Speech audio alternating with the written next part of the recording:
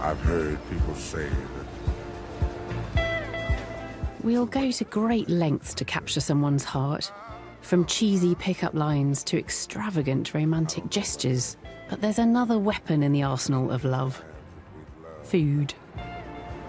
The idea that there are certain foods and drinks that have aphrodisiac properties goes back thousands of years. But just because an idea is ancient doesn't mean it's true. So are there any aphrodisiacs which have been scientifically proven to be effective? What do people think works? Ginger! Ginger! Cocktail with ginger is the best thing ever for an aphrodisiac. Possibly champagne and oysters might work. Well, I would say caviar. What's chocolate? Chocolate gets something going. There's no shortage of suggestions. But where's the evidence? Here's a man who should know. My date for the evening, physiologist Dr. Harry Witchel from the University of Sussex.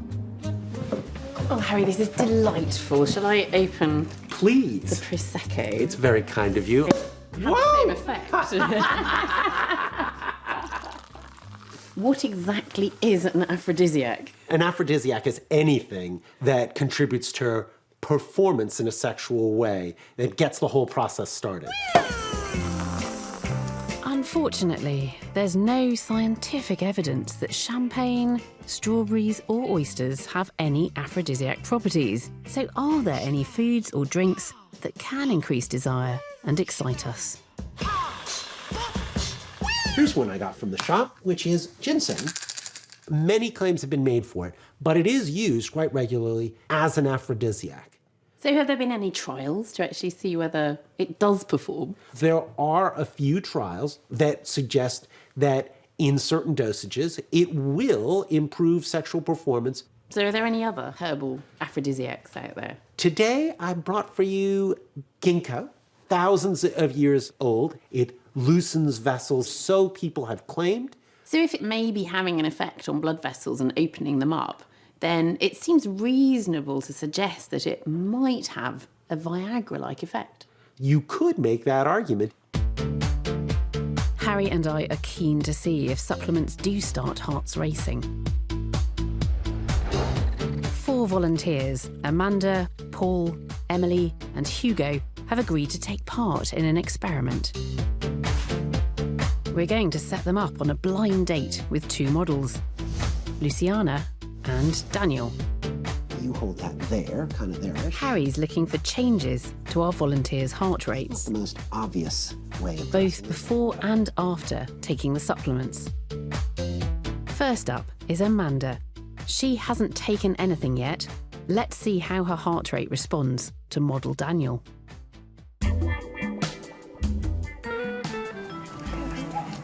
Her heart rate's just gone up massively. Yeah. 96.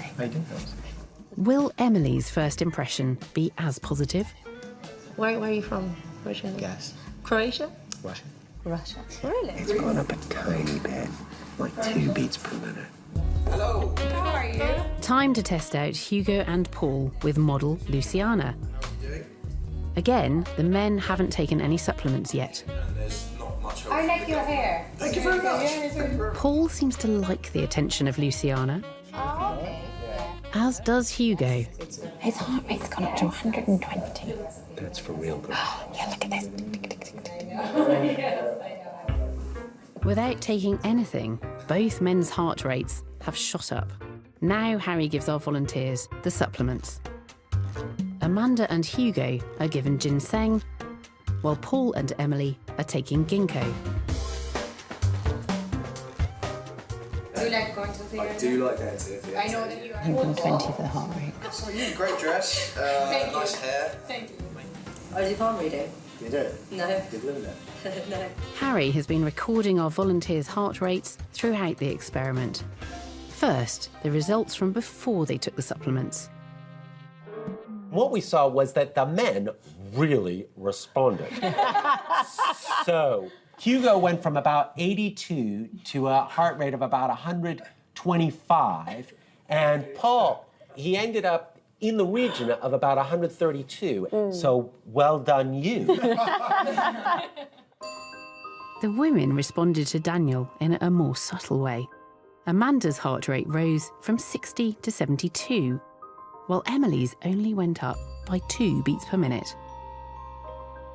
Now we're going to look at how their heart rates responded after they took the supplements.